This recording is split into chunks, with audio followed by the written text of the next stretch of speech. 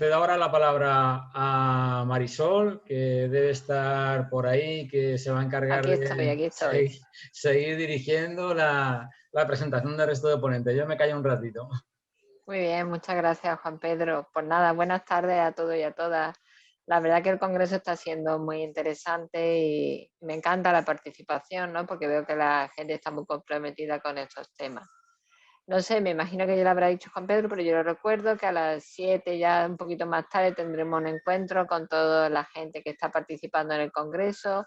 Van a estar todas las personas más representativas de cada una de las asociaciones a nivel español. Entonces es interesante pues que os quedéis porque va a ser un punto de encuentro. Ha sido salido un poco de contexto, pero creemos que es necesario. Bueno, pues a mí me toca presentar. Esta tarde ya la vamos a finalizar con 2 ponencias más dedicadas a lo que sería el enfoque de educación, ¿no? Cómo todas estas cosas que nos cuentan, ¿no? Cómo llevarlo al aula. En este caso, la primera persona que tenemos es Pilar de Bengómez, que ayer estábamos hablando de cómo presentarte, ¿verdad? Pilar ya está sonriendo, porque ella me decía, sí, ahí has puesto, lo voy a leer literalmente lo que hemos puesto en el programa: jefa de Servicio de Educación y Ciudadanía Global en el Departamento de Cooperación Sectorial y dentro de la Dirección Multilateral, Horizontal y Financiera de la Agencia Española de Cooperación Internacional para el Desarrollo, la EFI, organismo perteneciente al Ministerio de Asuntos Exteriores, Unión Europea y Cooperación. Está muy bien, pero ella me decía, pero es que yo vengo de la educación, dice, yo soy maestra. Y eso también es bueno, reconocerlo, porque dice, es que yo soy maestra y luego estuve trabajando en el Ministerio de Educación y ahora es verdad que tengo un puesto de responsabilidad en la EFI.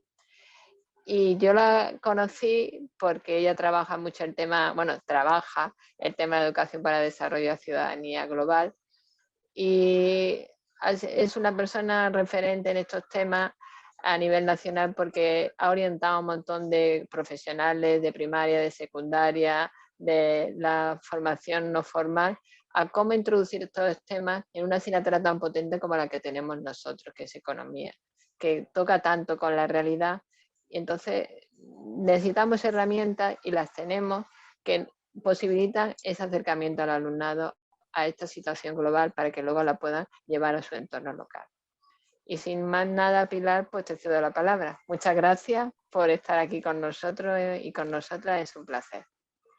Bueno, pues muchísimas gracias. Buenas tardes a todos y a todas. La verdad es que estoy nerviosa porque después de estos 2 ponentes anteriores es como que uno se empieza a sentir pequeñito, pequeñito. Es verdad que yo tengo ahí como un título muy largo que hay que beber agua para poder decirlo, pero en realidad efectivamente yo no he dejado de ser nunca una maestra, eso sí, apasionada con el tema. Porque haciendo un poco, voy a intentar compartir según hablo, por si acaso hay algún problemina. Pues yo creo que de lo que han venido hablando los ponentes anteriores, por supuesto el primer ponente me ha parecido súper apasionado, una persona tranquila, reflexiva y a mí personalmente muy, muy interesante porque el tema de la economía es verdad que a veces puede generar suspicacias o puede generar rechazo si no lo conoces y sin embargo pues efectivamente para mí la economía es fuerza para el bien. Y no en el sentido que decía Eugenio de buenos y malos. Las personas no somos buenas y malas y no debemos de clasificarnos de una manera tan simple, pero sí los objetos con los que trabajamos, los instrumentos con los que trabajamos que nos permiten mejorar la sociedad, sí que algunas veces favorecen el bien y el bien común en concreto o no lo favorecen, lo contradicen, lo perjudican o incluso lo arrinconan, ¿no? Entonces a mí me parece que, pues, que es súper interesante pues, entender que la economía tiene ese componente de favorecer el bien y de poder poner a las personas en el centro. Por otro lado, también me ha parecido súper interesante lo que ha comentado Eugenio, en el sentido de que las máquinas no saben, lo he apuntado para que no se me olvidase, no saben adaptarse a un mundo cambiante. Y nosotros no trabajamos con máquinas, trabajamos con personas. Las personas son el objeto de nuestro trabajo. Y efectivamente, ahí está la clave. Nuestras personas, las personas con las que trabajamos, nosotros mismos, nuestro entorno. Ahora mismo, voy a minimizar esto así. Pues estamos viviendo en un momento en el que está clarísimo que se están bipolarizando las sociedades y que hay un rechazo al diferente y al pobre. Esto lo conocéis perfectamente, la parofobia, que es un término que acuñó Adela Cortina, el miedo al pobre. Estamos enfrentándonos nuevamente a situaciones de racismo, de xenofobia, de populismos, y además todo esto crece en todo el mundo. Y es importante que tengamos claro que, además, enganchando un poco con la ponencia de Eugenio, las redes sociales, todo esto lo están agrandando, las fake news, la incapacidad o la falta de conocimiento digital, pues también está marcando una brecha digital, una diferenciación social, una incapacidad, por un lado, de afrontar mensajes distintos y por otro lado de frenarlo. Afortunadamente cada vez esto se va minimizando más, pero está siendo muy, muy potente. Luego también, por otro lado, nos encontramos en una sociedad, en un espacio, en un momento histórico en el que el cambio climático afecta a la salud, afecta a la seguridad alimentaria y la hídrica, afecta a las migraciones, afecta a la paz, a la construcción de paz y a la seguridad de las personas. Y si todo esto no lo tenemos en cuenta, es posible que retrocedamos muchos años hacia atrás. Y yo creo que aquí también la economía tiene mucho que ver en esa concepción, o empuja a las sociedades a que la desigualdad no bipolarice estas sociedades, o la empuja hacia conceptos del bien común que nos permitan que todos estos conceptos se incluyan en la mirada de las sociedades, de los políticos, de los estados y, por añadidura, de los individuos que constituimos entre todos las sociedades, ¿no?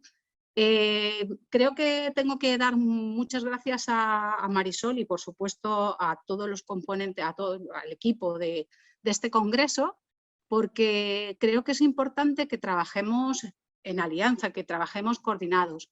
Supongo que ya el tema de los objetivos de desarrollo sostenible es cada vez más conocido, y sobre todo en las escuelas, porque creo que se está haciendo una enorme labor de difusión por parte del profesorado, pero tenemos la oportunidad de escuchar de forma conjunta los mensajes que vienen de diferentes mundos. El mundo en el que yo trabajo, al que me dedico, es el mundo de los objetivos de desarrollo sostenible. Es el mundo de intentar tener una visión de la globalización que nos permita estar a todos en un espacio compartido y la internacionalización no sea solamente hacia el mundo rico, sino que incluya la mirada hacia todos y cada uno de las personas que componen este planeta. Norte, sur, todos juntos trabajando por un mundo que es el único en el que estamos y el único que sujeta la vida para todos y para todas. Yo os decía aquí, os pongo aquí que la Tierra gira sola, pero el mundo lo hacemos girar nosotros. Y en este momento nos estamos jugando precisamente eso, nuestro mundo, nuestra dignidad y nuestro futuro. Estamos en un punto de inflexión.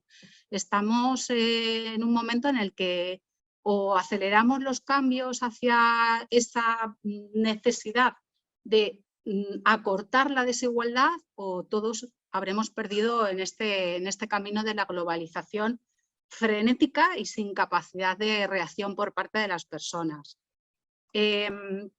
Había puesto aquí el vídeo de la cooperación española por aquello de hacer la promoción de mi libro.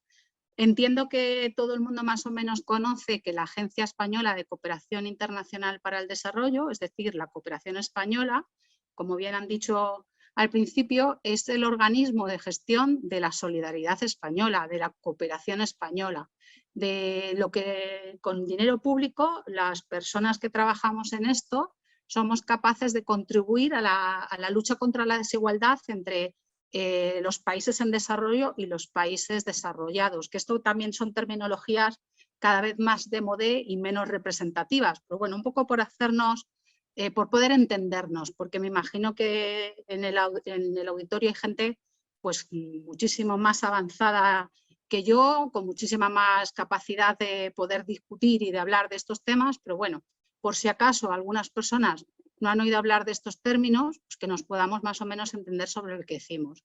Voy a saltarlo porque entiendo que más o menos todo el mundo sabe lo que es la ECIC y a lo que se dedica, y es precisamente a intentar contribuir a que las diferencias entre el norte y el sur cada vez sean más desdibujadas, a que tengamos enfoques más holísticos, porque la globalización lo que ha hecho ha sido acercarnos a todos y hacernos entender que los problemas que acontecen en una parte del planeta afectan sin ninguna duda antes o después a la otra. Y esto es una cosa que además es muy interesante porque últimamente nuestros políticos además están haciendo un discurso en el cual ya no estamos hablando de solidaridad plana, es decir, no porque queremos ayudar a los demás, sino porque ayudando a los demás nos ayudamos nosotros. Supongo que habréis oído hablar a la ministra de Asuntos Exteriores y Cooperación y cada vez se incide más en la idea de que nos salvamos todos o no se salva nadie, pero no solamente con el tema de la pandemia, sino también porque la pandemia al fin y al cabo se ha expandido de forma más rápida, más vertiginosa por la globalización.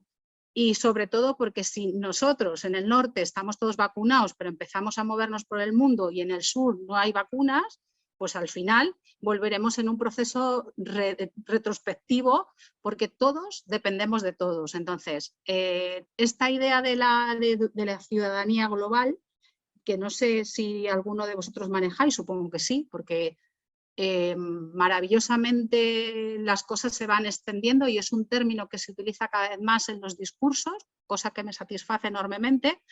Desearía que todos habláramos de lo mismo, pero bueno, lo importante es que vayamos incluyendo determinados conceptos en la percepción global de los sistemas políticos, de las agendas políticas y progresivamente en la mentalidad colectiva. Pero sí que me gustaría decir que inicialmente el término de ciudadanía global surge precisamente de las personas, de los cooperantes y las cooperantes que están trabajando en el terreno, en el mundo de la cooperación, y se dan cuenta de que todas aquellas cosas que nosotros estábamos haciendo para cambiar el sur no son sostenibles en el tiempo si no somos conscientes en el norte, y en esto me van a disculpar todas las personas del auditorio que son de otras partes del planeta, porque posiblemente el discurso es parecido, pero no exactamente igual, pero sí decir, pues eso, que surge de esa mirada de pensar que cuando estamos trabajando desde la perspectiva de la cooperación internacional y actuamos en el sur, por mucho que nos esforcemos, no vamos a tener cambios reales si no somos capaces de darnos cuenta que el desequilibrio que estamos generando se genera fundamentalmente en el norte, en los países ricos, porque se trata de un cambio estructural, de un cambio de mentalidades, de un cambio de percibir y de estar en el planeta distinto. La cooperación y la educación para el desarrollo son dos instrumentos complementarios que requieren precisamente del compromiso ciudadano para hacer cambios duraderos y que este desequilibrio y esta desigualdad cada vez sea menos patente, menos extensa, ¿no? menos posible. En la cooperación española, en la cooperación española nosotros nos regimos por el plan director y aquí queda recogida perfectamente nuestra actuación, porque muchos os preguntaréis, bueno, ¿y qué tiene que ver la cooperación con la educación, especialmente con la educación en España? Bueno, pues a mí me gusta pensar que hay una conexión, y de hecho lo hay, entre la cooperación y la educación, un espacio común, y ese espacio común es precisamente la capacidad de la escuela, la capacidad de la cooperación de generar ciudadanía global. La ciudadanía global lo que pretende es crear ciudadanos o contribuir a la formación de ciudadanos y ciudadanas que tengan capacidad crítica, que sean capaces de transformar el mundo y que estén comprometidos con la lucha por los derechos, la defensa de los derechos humanos y, evidentemente, el avance de los ODS. Todo este discurso se vio modificado ante el nuevo paradigma que nos encontramos, que también hablaba la directora general del Ministerio de Educación de un nuevo paradigma, pues este nuevo paradigma viene marcado en gran medida por este nuevo gran desafío que es la Agenda 2030, los Objetivos de Desarrollo Sostenible, que no es otra cosa que una gran hoja de ruta que está marcando los grandes desafíos con los que se encuentra el planeta, nos encontramos las personas que habitamos en el planeta y que afrontamos o será imposible continuar hacia adelante. Y aquí tiene mucho que ver el tema de desarrollo con el tema de economía, porque a lo largo de la definición del propio desarrollo, la definición o la evolución de lo que entendemos por ciudadanía global precisamente está enganchada a la idea de economía, pero esa economía que no está basada únicamente en el poder económico, sino en el poder también de las personas, en lo social, ¿no? Como bien decís vosotros al principio. Ahí tenéis los 17 Objetivos de Desarrollo Sostenible, que son grandes retos que están de alguna manera metidos en sacos, y esos sacos incluyen las personas, el planeta, la prosperidad, la paz y las alianzas. Todo esto de alguna manera estaría orientando los grandes desafíos con los que nos encontramos en este momento para poder seguir avanzando, para poder sostener a todas las personas que habitamos en el planeta. En España estamos ahora mismo, yo creo que más que nunca, este gobierno ha puesto la Agenda 2030 en el centro de las políticas. Además está avanzando también en una dirección muy interesante que es la coherencia de políticas, es decir, no podemos hacer o hablar o decidir una toma de decisiones que vaya orientada a lo que hacemos en cooperación cuando en España no estamos orientando nuestras políticas en esa dirección. Por lo tanto, si queremos conseguir avances, necesitamos que, aparte de que la Agenda 2030 en sí misma ya nos está aludiendo, tiene un carácter holístico y está bidireccional, es decir, no solamente hablamos de la responsabilidad que tienen los países del sur o los países en desarrollo para avanzar, sino que también los países del norte necesitamos y debemos rendir cuentas de la implementación de esta agenda en nuestros territorios. Por lo tanto, nos está aludiendo y todos y cada una de las personas que formamos parte de este mundo, de este planeta, tenemos un compromiso para lograr esta hoja de ruta. Y aquí nos preguntamos, y en todo este contexto internacional, en todo este marco de actuación global, ¿qué tiene que ver la educación? ¿Qué tiene que ver la educación, la ciudadanía global y la educación transformadora? Pues fundamental. No he puesto tenía yo aquí previsto para descontarme y no pasarme, pero bueno, aquí esto que lo conocéis todos, bueno, se hablaba hace mucho tiempo en un informe muy antiguo que todos conocéis, no me voy a detener, pues los pilares básicos de la educación, ¿no? Que sería aprender a ser, aprender a conocer, aprender a hacer, aprender a convivir y además aprender a transformar el mundo en el que vivimos, porque evidentemente estos desafíos requieren de un cambio que sea duradero, de un cambio que nos facilite el desarrollo sostenible e inclusivo y la convivencia pacífica. Y para esto, en el marco del ODS 4, el Objetivo de Desarrollo Sostenible que está enfocado a la educación, en concreto la educación de calidad, inclusiva y de calidad, en la meta 4.7, disculpadme porque no sé a qué nivel de vocabulario estamos adaptados, pero me imagino que todo el mundo sabe que los Objetivos de Desarrollo Sostenible después están desgranados en distintas metas.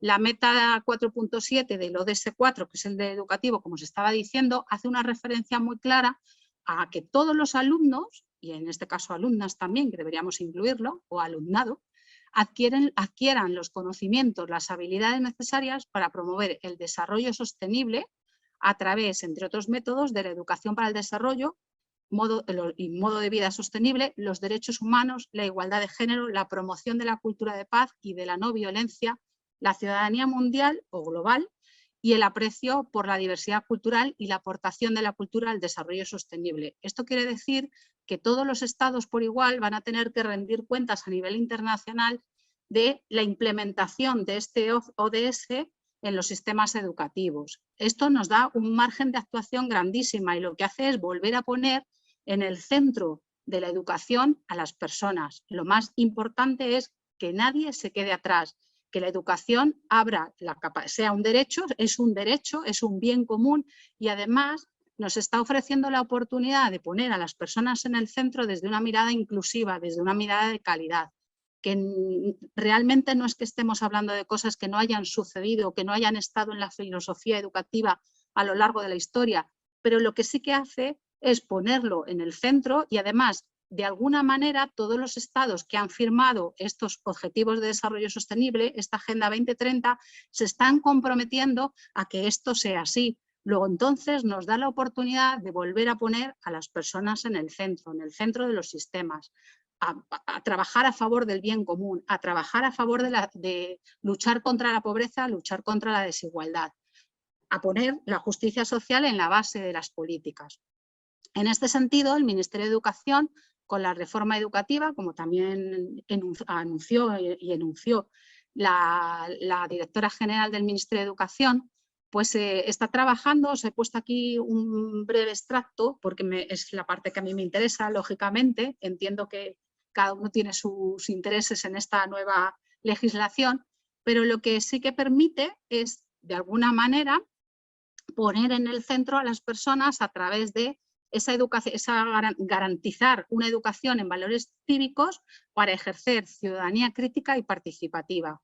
Y la herramienta que ellos van a utilizar es la educación para el desarrollo sostenible, que tiene un enfoque de derechos que no es exactamente igual que la ciudadanía global, porque habéis visto en el enunciado que está como desagregado, que de alguna manera recoge la tradición de la escuela, de todas esas educaciones a lo largo del tiempo se ha hablado de ecoeducación, de educación medioambiental, de educación para la paz, o sea que estamos sobre esa base que la escuela ya tenía desde hace mucho tiempo desarrollado, y lo interesante de esto es que la confluencia de todas estas líneas de actuación o de todos estos instrumentos van hacia las personas. También tenía aquí previsto poneros un vídeo, me lo voy a saltar porque creo que si no vamos a empezar a aburrirnos un poco, pero sí os voy a poner esta diapositiva que a mí personalmente me parece brillante. Se la debemos a Miguel Ardanaz, un compañero de Ferececa, que la verdad es que me enseñó muchísimo, trabajaba de una manera muy brillante,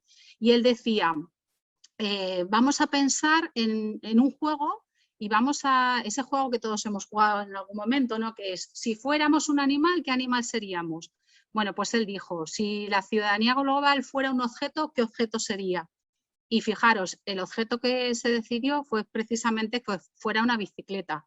Y a mí me parece que recoge muy bien lo que es la ciudadanía global, porque es intentar en todas estas trocitos de piezas de la bicicleta, pues el pensamiento filosófico que hay detrás de la ciudadanía global, que es necesitamos diversidad enriquecedora, necesitamos complejidad y visibilidad, necesitamos justicia social, necesitamos poner en el debate la interdependencia mutua, necesitamos transformar para mejorar, necesitamos tener en cuenta la ecología y el cuidado de las personas, y también necesitamos tener presente que es necesario.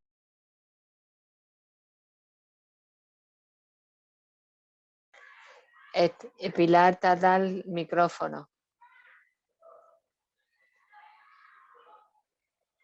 ¿Te has silenciado tú misma? Pilar. Sí, ya. ¿Ya? ¿Sí? ¿Sí? ¿Ahora sí? Sí. Sí, perfecto. Y al tocar el a lo mejor le he dado, disculpad.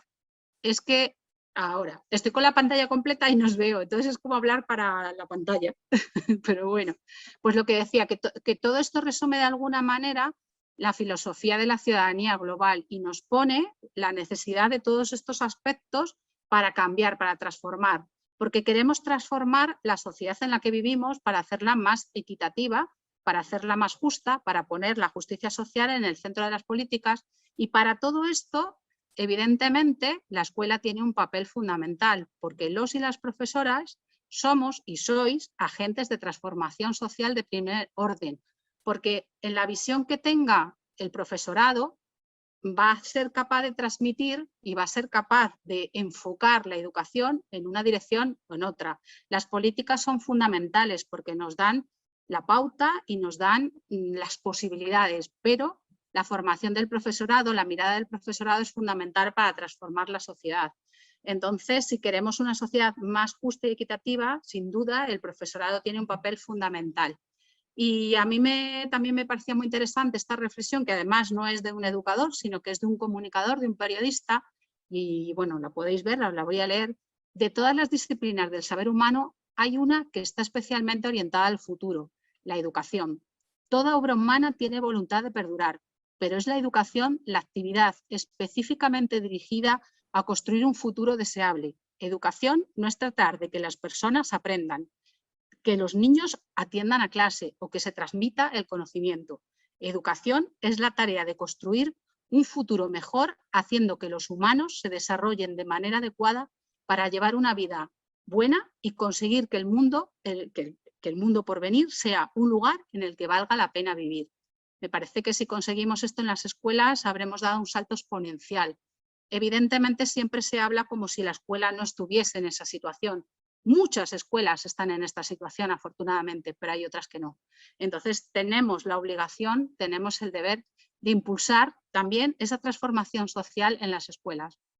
Y de alguna manera, si quisiéramos poner en evidencia cuáles serían las características de un alumnado que tiene esta visión de ciudadanía global, pues deberíamos fijarnos en estos aspectos, desde mi punto de vista. Por supuesto que muchos más, pero bueno, por sintetizar. Nuestro alumnado, un alumnado que tiene visión de ciudadanía global, porque al fin y al cabo la ciudadanía global de lo que trata es de no perder la identidad local, pero entender que formamos parte de una globalidad y que las múltiples identidades que nos constituyen como personas influyen en el mundo en el que vivimos y por tanto tenemos que tener una visión crítica, una capacidad de percibir la realidad tanto a nivel local como a nivel global para formar parte de este planeta y ser y estar en este planeta, pues estas capacidades que deberíamos desarrollar en nuestro alumnado sería que estén socialmente conectados y sean respetuosos con la diversidad, que éticamente sean responsables y que estén comprometidos con el respeto y la defensa de los derechos humanos, que desafíen los estereotipos y los prejuicios, que estén informados y que además sepan la complejidad del mundo en el que viven, que tengan pensamiento crítico y que sean capaces de discernir lo que les interesa de lo que no les interesa desde todas estas perspectivas y teniendo en el foco a las personas. Y que sean capaces de participar y comprometerse, porque sin ese compromiso y esa participación no podremos cambiar el mundo en el que vivimos. Todo esto a los profesores y a las profesoras, al profesorado, nos desafía. Y yo he puesto 4 desafíos que me parecen interesantes. Y he puesto así como unas frasecitas de estas así un poquito más que enganchan más, ¿no? Dime quién eres y te diré con quién andas, o te diré quién eres. Lo he dicho al revés perfectamente, no me habéis entendido, ¿verdad? Dime con quién andas y te diré quién eres. Y aquí hago una serie de preguntas, porque en este congreso estáis trabajando algunas de ellas, ¿no? ¿Ponemos el acento en la sostenibilidad, en el consumo responsable, en la equidad de género, en los derechos humanos, en la cultura de paz? ¿Existe una taxonomía? ¿Podemos enfocar solamente en una dirección? Cuando hablemos de consumo responsable, por ejemplo, ¿solamente nos ceñimos al consumo responsable o tenemos que tener la capacidad de articular procesos en los cuales el alumnado integre no solamente el consumo responsable, sino que este consumo responsable esté vinculado con los derechos humanos y que ponga a las mujeres no en el centro, porque tampoco se trata de descentrar, sino los derechos de las personas en el centro, los derechos de las mujeres en el centro, la cultura de paz, que todas estas líneas encuentren una confluencia y seamos capaces de que nuestro alumnado enfoquemos hacia donde enfoquemos, no pierdan de vista ninguna de ellas. Otro desafío, quizás menos relacionado con el profesorado y más con las políticas en general, es evitar que los árboles nos impidan ver el bosque. Esto está orientado precisamente a que esto no es una tarea exclusiva de la escuela. Los y las profesoras, el alumnado, no va a ser el único responsable de conseguir esto, no va a ser el único capaz de empujar el avance de la Agenda 2030, evidentemente. Parece que todas las problemáticas o que todas las modas o que todas las líneas de pensamiento incipientes en primer lugar se proyectan sobre la escuela y evidentemente la escuela tiene una enorme responsabilidad, pero no solamente en el ámbito de la educación es donde tenemos que empujar en esta dirección. Siempre yo digo aquí que, claro, la escuela tiene una ventaja comparativa con respecto al resto de las franjas etarias y es que tenemos público cautivo y eso, que suena horrible, nos facilita el poder trabajar de una manera más secuenciada y más duradera sobre todos estos conceptos. El tercer desafío vendría por, bueno, lo he titulado así, hoy en día la gente sabe el precio de todo y el valor de nada. Y aquí sí que nos estamos jugando el transformar la escuela de verdad. porque no solamente incluyendo algunas de estas temáticas en nuestras aulas o trabajando en alianza con alguna organización no gubernamental o desarrollando un proyecto de vez en cuando en nuestra escuela, en la medida que los currículums nos permitan hacer este tipo de enfoque, o implementando alguna que otra metodología participativa en nuestro aula, estemos haciendo un cambio radical en la escuela. La escuela radical, la escuela transformadora que estamos persiguiendo precisamente es esta en la que empoderamos a los niños y a las niñas, en vuestro caso a los jóvenes, a las jóvenes, y les dejamos participar en su propio desarrollo, porque es que si no nos estaremos limitando a enseñar de memoria pues cosas nuevas o cosas antiguas como la Convención de los Derechos Humanos, los ODS, los principios del comercio justo, pero en realidad no estaremos transformando las escuelas en espacios democráticos, en espacios de participación, en espacios donde las personas realmente son el centro y donde todas y todas tenemos un espacio, un lugar, y además lo que pretendemos precisamente es que nadie se quede atrás. Luego, este es el gran reto de la transformación de la escuela, que es la filosofía de la participación y la filosofía de, pues, de que las personas deben estar en el centro, sean pequeñas, mayores, medianas, viejas, no viejas, cualquier persona debe estar en el centro y sobre todo tenemos que tener en cuenta que todos estos conceptos requieren, sin ninguna duda, del desarrollo del pensamiento crítico, porque es que si no, transmitiremos ideas nuevas, pero no seremos capaces de proyectarlas porque no las hayamos integrado a través del pensamiento. Esta es la escuela transformadora de la que hablamos cuando hablamos de implementar proyectos de ciudadanía global en las escuelas. Y el último desafío sería este de pensar globalmente y actuar localmente, que no es nuevo, por supuesto que no es nuevo, pero necesario, porque en muchas ocasiones, al incluir en las políticas nacionales el afrontar los objetivos de desarrollo sostenible, esto nos hace que nos volvamos a mirar el ombligo y pensemos que estamos hablando solamente de, pues del consumo responsable en España o que solamente estamos hablando del clima en España, cuando evidentemente es un punto de partida, pero no podemos olvidar que vivimos en un mundo global. Y lo que decía al principio, lo que acontece en un lado del planeta afecta al otro. Luego, entonces, tenemos que ser capaces de que nuestro alumnado esté preparado para enfrentarse desde lo local a lo global, y es fundamental. Y ahí la ciudadanía global tiene un gran aporte, porque nos va a permitir que todas estas líneas de acción trasciendan y conecten a diferentes ciudadanos y a diferentes miradas y diferentes pensamientos en diferentes lugares del mundo, y todo esto enriquecerá la transformación de la escuela. Luego, un poco más concretamente, aunque la verdad es que la diapositiva no es sencilla de así, ¡fum!, de verla en un vistazo, en la agencia una de las funciones que tiene es la de financiar a organizaciones no gubernamentales, a universidades, a sindicatos, a empresas, para que desarrollen proyectos, entre otros, de ciudadanía global. En uno de esta financiación se financió a la Universidad de Barcelona y bueno, estuvieron trabajando con la escuela, haciendo proyectos de innovación y de investigación, emprendimiento social, podríamos decir, sin ningún problema, porque aquí la terminología conecta, muchas ideas conectan unas con otras en este contexto, porque las miradas son muy parecidas. Bueno, pues desarrollaron este trabajo y podríamos decir que los criterios fundamentales que deberíamos aplicar a los proyectos que hagamos en relación a esta temática podrían estar orientados así.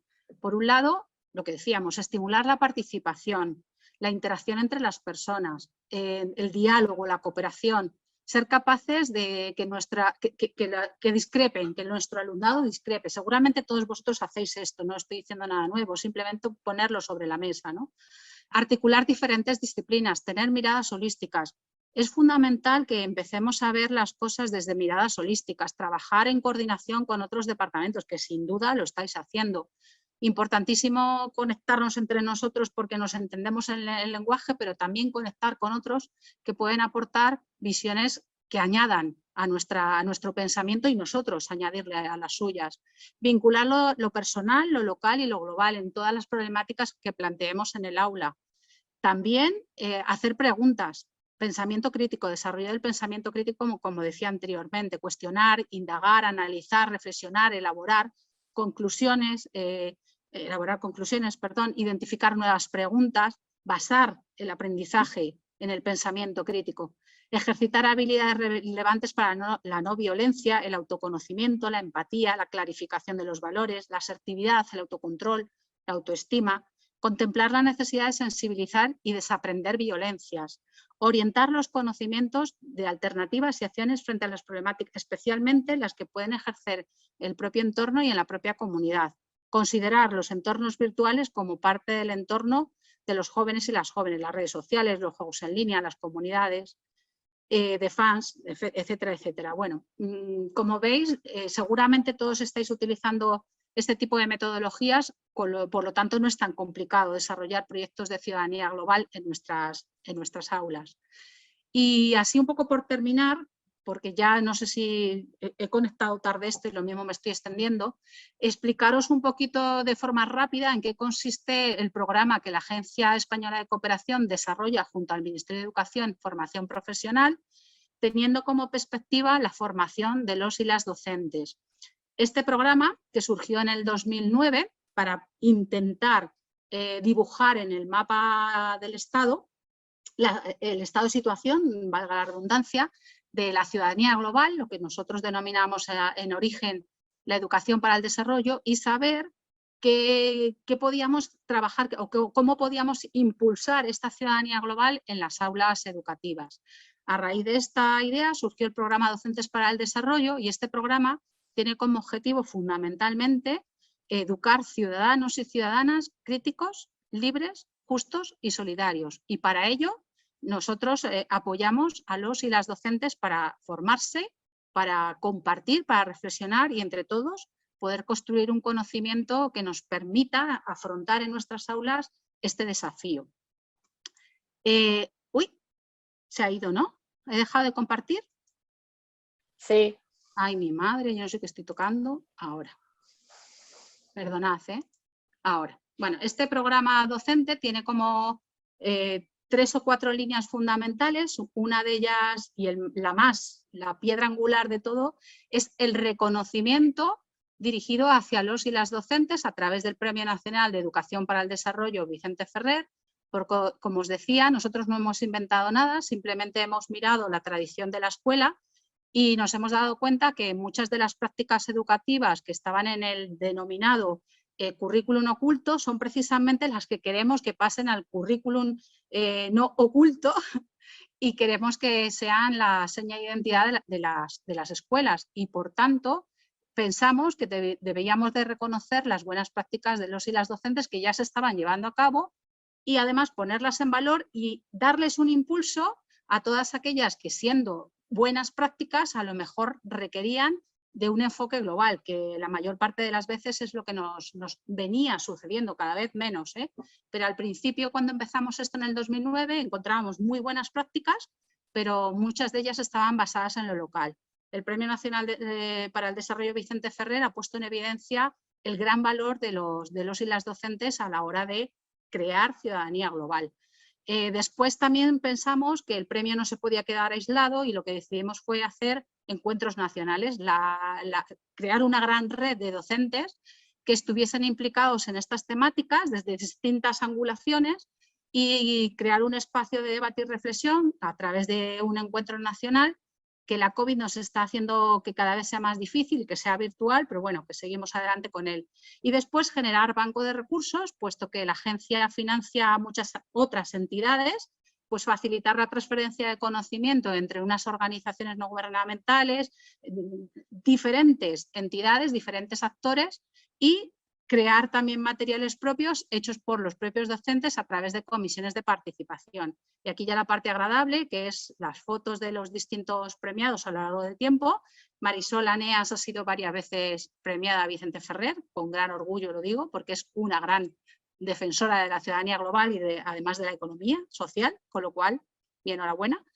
Y bueno, pues aquí tenéis las fotos de los diferentes años que hemos ido conociendo este premio, la gran potencialidad que tiene, es que los ganadores de cada una de las ediciones se vienen con nosotros a un seminario que realizamos en terreno, en uno de los países donde la cooperación española está trabajando, porque nosotros trabajamos también en el sector educación en los diferentes países en los que estamos, y es una gran oportunidad pues, para poder conocer de primera mano el trabajo de la cooperación española y de alguna manera conectar las realidades locales y globales. Y nuestro último año fue en Jordania. Desafortunadamente estamos un poco parados por la COVID, esperamos poder recuperarlo. Y los encuentros nacionales, que han sido muchos y variados, con grandes ponentes y que hemos hablado de temáticas como la migración, cambio climático, en fin, género en desarrollo, todas las temáticas de interés. Y una de las cosas también que últimamente hemos trabajado ha sido la Red Nacional de Docentes para el Desarrollo, en la cual todo el profesorado que quiera puede incluirse. Hemos elaborado materiales a través de comisiones de participación. Este proyecto, el proyecto ODS, que se trabajó en 2 niveles, uno para infantil y primaria y otro para secundaria, fue realizado por una comisión de docentes, fue elaborado todo el material por los y las docentes, trabajando con la agencia y con el ministerio. Y bueno, pues sacamos 2 publicaciones que se llaman Endere y el derecho a la educación, los ODS en la escuela y el desafío de los ODS en secundaria. Son publicaciones que no solamente ofrecen material visual y un cuento y un cómic, sino que también tienen orientaciones metodológicas para trabajar en las aulas. Este es el de secundaria y bueno, igual se han trabajado aquí todos los ODS con diferentes temáticas y también ofrecen material didáctico a través de retos para el alumnado.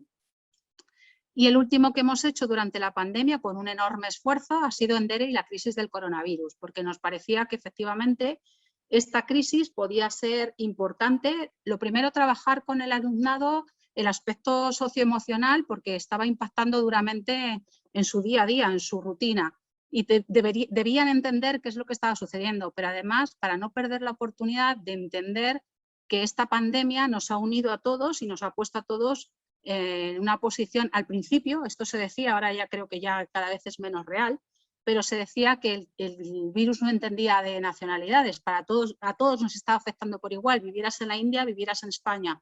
Ahora con el tema de las vacunas quizás estemos intentando volver a reequilibrar esa idea y ojalá lo consigamos. Desde luego la cooperación está trabajando para que las vacunas sean para todos y para todas. Pero en este momento que empezamos a trabajar nos parecía que era interesante que el alumnado no perdiese la oportunidad, incluso en una situación de crisis como la que estábamos viviendo, de entender la dimensión global de esta realidad y por qué qué causas estructurales estaban generando esta situación.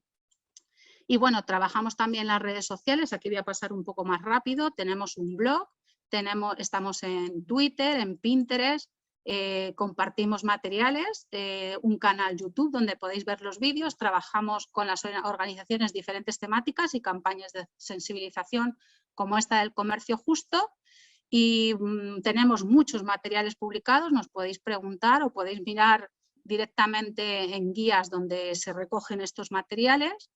Y bueno, pues creo que, no sé si me he excedido, disculpadme.